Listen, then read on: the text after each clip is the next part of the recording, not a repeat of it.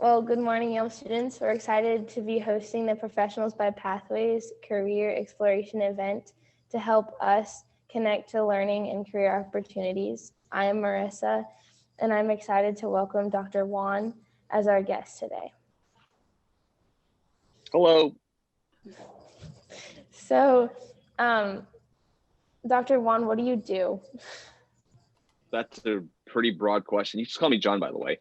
So I'm a chiropractor. I've been in this I've owned Yelm Chiropractic for about 11 years now. So it's been a few years.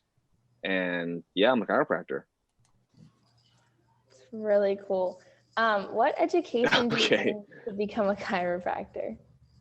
All right. So after high school, I did my undergraduate studies at the University of British Columbia. So I studied kinesiology, which is pretty much a study of the human body. Then afterwards, another 4 years in chiropractic school as well down in Portland. So I guess 4 years of undergraduate studies and then another 4 years of postgraduate after that. So about 8 years total after high school.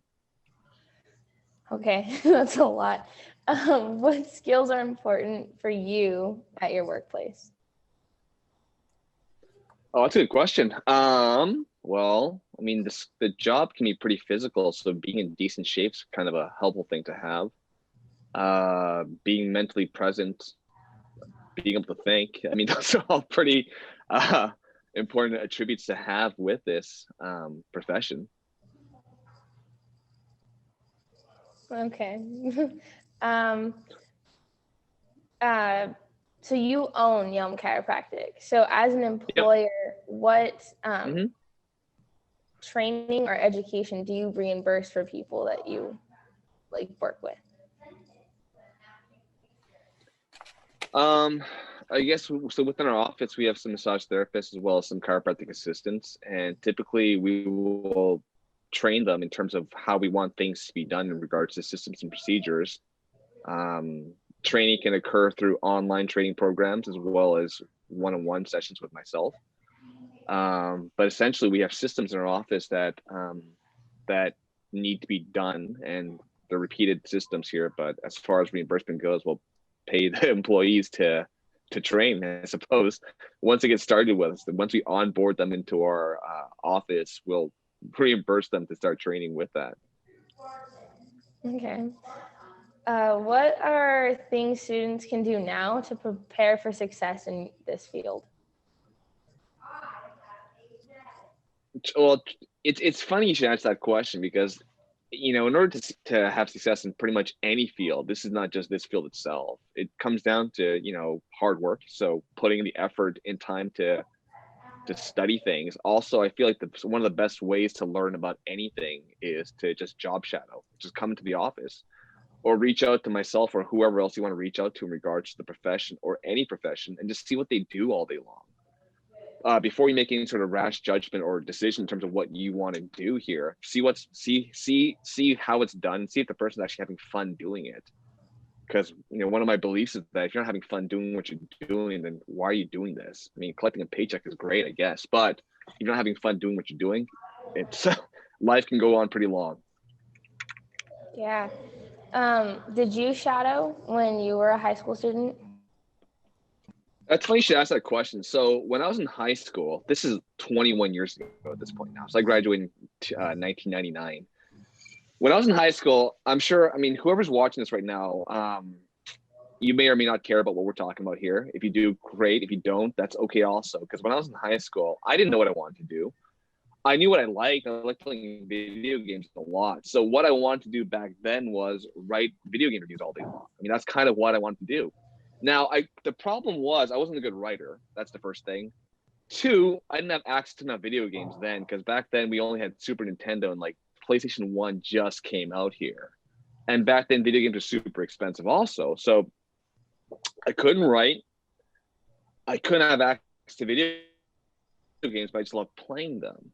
Anyway, so after a little bit of time here, I really realized I love doing this, but I'm not good at doing this. So I realized I had to scrap this plan here and figure something out. So at that point there, I went to university. Didn't really know what I wanted to do yet. So I kind of realized I wanted to help people. That's kind of what a lot of people do want to do, help other people in some sort of capacity. And I decided, okay, well, I like helping people. I like working on the human body also. So let's figure out some options of what I could possibly do with that. And back in high school, I'm back in university now. I'm just trying to decide that I want to become a physical therapist. I want to become an occupational therapist or a chiropractor. I job shadowed a couple of chiropractors and I realized this is pretty fun. So I decided to go into that. So I looked at the prerequisites of what was required to do so, studied up on it, and decided to do it. So yeah. I mean, thinking in high school, I worked at a dental office for a little bit, but I realized I did not want to do that at all. I mean, looking down at people's teeth all day wasn't for me. Not to say there's anything wrong with it, because my brother's dentist, he loves it, but not for me. What do you love So about anyways, your I guess, Sorry. okay, so you're fine. You're more than fine. Number one, I love that I can create my own hours. So I get to do what I get to roll in when I want to roll in regards to what time I want to work. I mean, I don't work Tuesday and Thursday morning. That's why I'm able to do this. I don't work Friday afternoons as well. I get to choose my hours. I get to choose who I want to see. If I don't want to see somebody, I don't have to see them. But basically, I like the flexibility and the freedom that's involved in creating my own business. Because yeah, I'm a chiropractor, but at the same time, I'm also an entrepreneur where I get to choose and decide what I want to do when I want to do it, and I get to interact with what I want to do too. I mean, one of the cool things, I have to choose whatever music I want to listen to. If I want to listen to country one day, I can do that. If I want to listen to EDM, I can do that. It doesn't matter. I can do whatever I want to do within reason, of course. So anyways, I like interacting with people. I like talking to them. I like hearing their stories. And like I said, I have fun doing what I do. I mean, I've been doing this for 11 years, 14 years now, and I love it. So. What attracts people to your industry? What attracts people in my industry? Yeah. I think a lot of people that come into my industry usually will go to a chiropractor sometime in their lifetime, whether it be as a child or a teenager. I mean, we've had so many miracle people that we've seen in our office, like kids that had chronic headaches for years and are just gone after a couple of adjustments, or we see infants that that have had ear infections or colic and gone after a few adjustments too. So usually some people that will choose a professional will have experience in some sort of fashion beforehand, before they decide to pursue it as well. And I mean, I guess to preface here, maybe I should talk about what we actually do here, what kind of the fundamental beliefs the chiropractor actually does is first. So, I mean, I guess the first couple of principles, and I don't want to bore you at all with this here, but the main principle of chiropractic is the idea that the body's supposed to be self-healing, self-regulatory. All that really means is that if you get a cut on your hand here, you don't bleed for days on end here. Eventually it heals, right? But the question asked is, how does it do that? What's actually healing your hand? You put a Band-Aid on it. It's not the Band-Aid's healing it. It's your body that's healing it. And healing occurs through something called your nervous system. So it's how your brain connects to the body. So the best example would be that people would come to our office with all sorts of issues. It could be back pain, headaches, sciatica, shoulder issues, whatever it is. But the main premise here is that I got a little model of a spine here. So the main premise is this. So basically you have these nerves that fire these impulses that look like that. If something gets messed up in your spine due to an accident, trauma, fall, whatever it is, that can mess up how these nerves flow. What's my job? Get that back to this instead. So as long as the nervous system can work properly, your body will function at a pretty high level. So a lot of people come in for reasons like that. They come in for all sorts of ailments, but we help them by fixing up the nervous system. That's really And the way cool. we do that's by examining them, diagnosing them, taking some x-rays, and then from there determining what's causing these kinds of problems they might be having, and then addressing them afterwards without the use of drugs, without the use of surgery, without cutting people open. That's how we work on people. That's how we help people. So what does your work environment look like? Well, let me show you what my work environment looks like. So this is one of my adjusting rooms, and let's see here. I guess I'll give you a tour here. I like toys, so there's a lot of toys in our office here. A couple of tables here. Here's an exam room that we have in our office. We have a couple of massage rooms over here, another adjusting room over there, our front area over here, waiting area that can't be used right now because of COVID. Extra room back over here. A couple of vibration plates, rehab area. A parking lot. I'm not sure if you want to see that. Just the main street. And yeah, that's pretty much my work environment. What do you wish someone would have told you before you started on this pathway?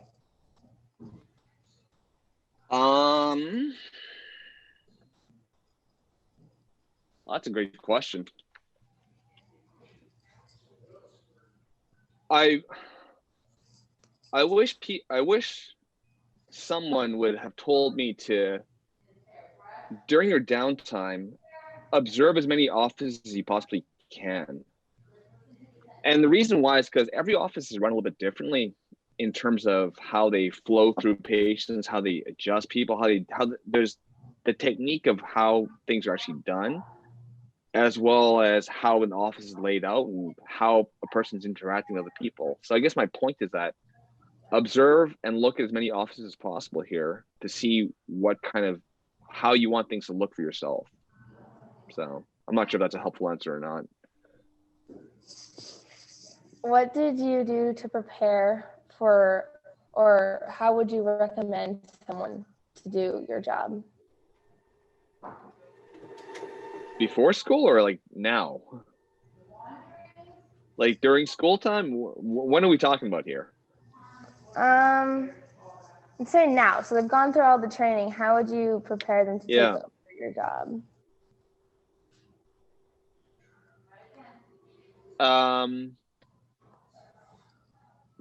Okay, so same kind of thing as well. It comes out to systems. I mean, when you look at a place like even McDonald's or Starbucks, they have certain systems of how things are done, from someone taking the order to someone making this thing to someone, putting the 2 pickles on properly on a burger. Just things are all written out, so there's no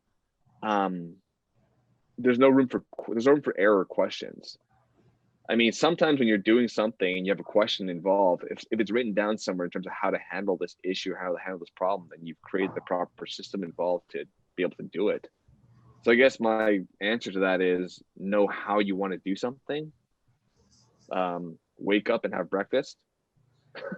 Have a cup of coffee. I don't know, something like that, I suppose. I'm not sure that answers that question either. So I apologize if I didn't. No, it's totally fine.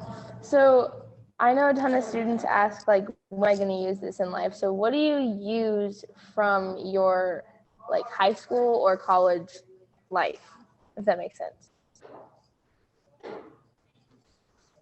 I'm going to read the closed captioning. So could you read that? Could you repeat that question again? I couldn't see the CCs there for this. A ton of students say, when am I going to use this again? Like in math, when am I going to use this algebraic equation? What do you use from your college time? So that's a wonderful question, because sometimes you're in class and you're asking the question, like, what do I need to know this for? What do I need to learn history for? I have Google now, right? Like there's Wikipedia here for stuff like this if I want to learn something. And the answer to that question really comes down to the purpose of school, at least for me, was to prepare you is to teach you how to think. It's to teach you how to use that part of your brain to do something. Now, you may not need to know the quadratic equation to something. I mean, that's kind of irrelevant, or a derivative of something for calculus purposes. I mean, obviously, it's no real practical use application for that on a day-to-day basis. But the purpose of that is to teach you to use your brain and teach you how to think about things. And as long as you can exercise your brain, you can do other things on top of that afterwards. I'm not sure if that answers that question as well, but like I said, the premise of school is to teach you how to think. So somebody asked, how long should it take for someone to decide on their career? Ooh, that's a good question. A day. No, I'm kidding. Not a day. It should definitely take longer than a day to decide on your career. But if you want to have any sort of success in a career here, there's 2 things that there's 3 things right now that I would look at primarily to figure out what I'd want to do. First off is is there a high barrier to entry to do this? Meaning, can anybody do this? If anybody can do this, then chances are I probably won't pay you very well. So for instance, if you want to be a professional video game player, guess what? Anybody can play a video game here. So in order to get really, really good at this, you got to put in a ton of time. 2, is there a high demand for this profession? Do people actually want this, right? I mean, let's look at like an art history major. What are you going to do with that? Like, how would you actually monetize it or make any money at doing this? I don't know. And 3rd, can a robot take it over? If a robot can't take it over, then that's a good thing. And that's why, certain things like truck driving in the future might not be the most lucrative thing, because you might have a self-driving truck eventually. Yeah. So I guess my point to that question is that when you're looking at how long it takes to determine a career, first off, list what you like. And what you like can evolve and change over time.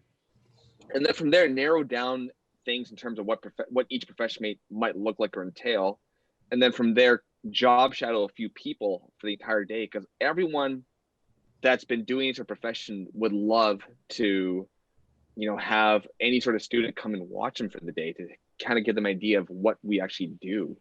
And that goes for any sort of jobs, whether you want to be an accountant, whether you want to, I don't know, build a house. It doesn't matter what it is. Reach out to people, because people are there to help you. I'd be more than willing to take any of you guys on to show you what we do for the day, take you out for lunch afterwards, and answer any questions you might have after that. And then just going around to different places that do the same thing and seeing if you actually like this or not. So someone asked what type of education is required as well. 4 years of undergrad and 4 years of postgrad. Do you feel like you need more education now that you've done all that, or do you feel like you are set for a while? I'm required to do a minimum 25 hours of continuing education on an annual basis. So yeah, I mean, I'm always reading, I'm always learning about stuff. Whether it be my profession or just kind of ways to improve myself in different avenues. I guess life is always about learning. We should always be striving to learn more and more and more. No, and the older we get, same thing. So I guess my answer to that question is it's perpetual learning. Someone said, did you see yourself being where you are today 10 or even 20 years ago? No, I didn't think. It's funny, 20 years ago, I've probably done more than I thought I would have 20 years ago, which is kind of cool. But at the same time, I think when you look at a long-term plan, whether you do like a vision board or anything like that, and you look at what you're going to do, it might be an ideal thing to break things down to 3, 5, and 10-year goals, or 3 and 5, 10-year plans, because things always change. I think a 3-year window is kind of a good window to see where you might see yourself in the future. 10, 20, 15, 20 years might be a little bit far down the road because things are always changing. I mean, no one expected COVID to hit this year, right? Or last year. So that's probably hampered a lot of people's plans or goals. Or yeah. Someone asked, what is the downside to your career if there is one? It's a lot of school. I mean, 8 years after high school is a lot of school to be doing. School's not cheap either, so it's you can incur a lot of debt by doing that as well. So if you don't have a clear plan or path of what you do after you've done school, then you're pretty much setting yourself up for failure. So meaning that while you're in school doing whatever you're doing, you might as well see people that are successful at doing what they do, and then figure out a way to implement that into your own life afterwards. Because it's kind of like the idea of, hey, I finished a degree, I'm set now. Like, no, you're not really set, because you still have to figure out what you're doing with that afterwards. You said you get to choose your hours because of your position. Mm-hmm. Generally, how many hours of in a work week do you work?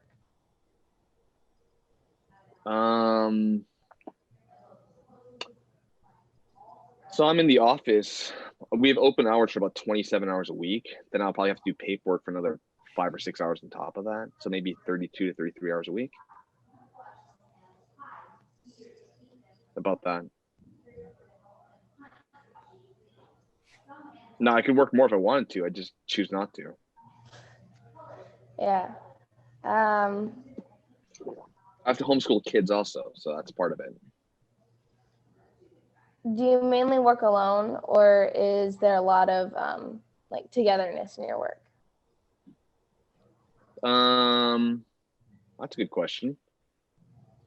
I guess when I'm doing what I'm doing, I'm working pretty much alone. But then before a shift, we work kind of in 3-hour shifts. So before each shift, we kind of go over what's going on the schedule. Then after the shift, kind of recap what happened there, or talk about what's happening the next shift. So we kind of have an idea of what to expect during the next couple hours.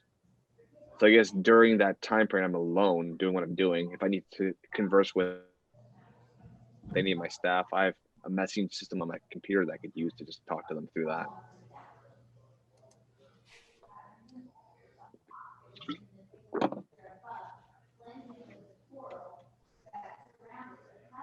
Those all came from people. So I was getting rid of them. Those all came from people in the. Oh, you're good.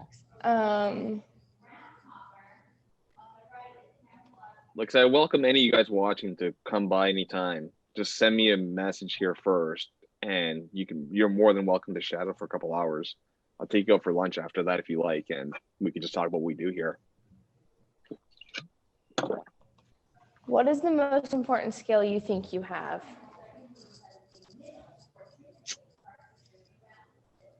Oh, that's a good question.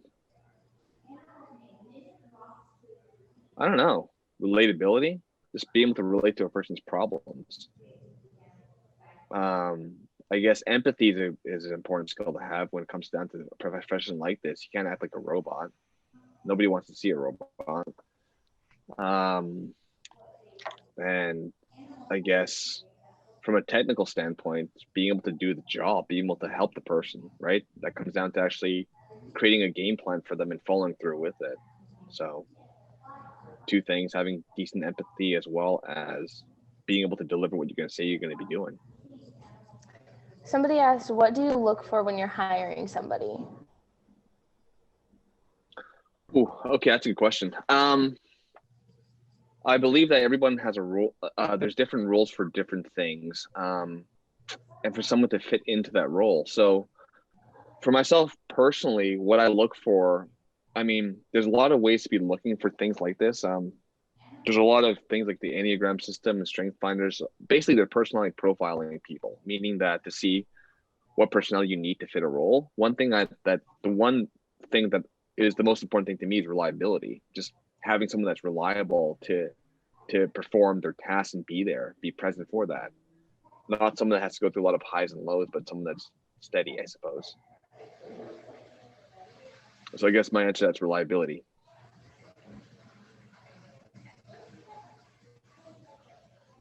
Is there something you wish you would have told yourself like prior going into this job?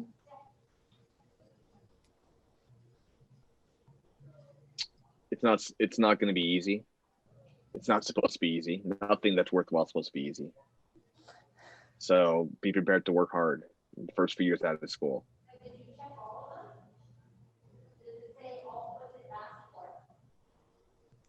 We have about 5 minutes left. So Marissa, do you have any more good questions? You did a really great job on the Q&A in the pulling those questions from there, because those are really good questions. Very interesting. So I don't have. I'm not sure if the answers are any good though. No, the answers were great. No, I don't have any more personal questions, but somebody just put in the Q&A, what is your daily agenda? Okay, so on Mondays and Wednesdays, I'm here the full days. Tuesday and Thursdays, I'm here in the afternoons. Fridays, I'm here in the morning. So on Mondays, so I have 2 kids. They're ages 8 and 6, and they're homeschooled right now because of COVID. So in the mornings, I'll wake up at around 6, and I'll start a routine. My routine pretty much begins with proper hydration, some exercise, and then writing down what needs to be done for the day. Then afterwards, I'll get up. Then afterwards, the kids will get up. I'll cook them breakfast, and I'll come to work my 3 hours, work a shift, have lunch, work another shift, go home. On Tuesday and Thursdays, I will do the same thing, but then afterwards, I will run PE with my kids, and then help them with some of their homework, or help them help my wife with some of the schooling. Come to work, go home, eat dinner. Then Wednesday, the same thing as Monday. Thursday, same thing as Tuesday. Friday, I work the morning, and then afterward, just free time after that with the kids and my family. Saturday and Sunday, same thing, having fun. That's great. Yeah. So that's my routine from a Monday to Friday standpoint. Now it's going to change next year when they go back to school, but that's what it is currently. Yes, we all want to be back to school in the fall. That would be I wonderful. might play video games in the morning on Tuesday and Thursdays. Who knows? Yeah. No, that's great. Well, thank you very much, Dr. Juan, for visiting with us and the students. And we actually had a really good turnout on our participants and their questions and everything. So it was really good today. I really appreciate it. And thank you, Marissa, for moderating everything. You did a great job. And Thank you. great. Thank you for coming, Dr. Juan. Yes, thank you. Thank you for having me. I appreciate you guys. And like I said, it's open invitation. If you guys ever want to come by and check out what we do, by all means, give our office a call or send an email to us. I think you guys have that address. So we'd be more than happy to facilitate you guys. And if it's something you're interested in possibly doing in the future, yeah, I mean, love to help out in any way I can. It's great. Thank you so much.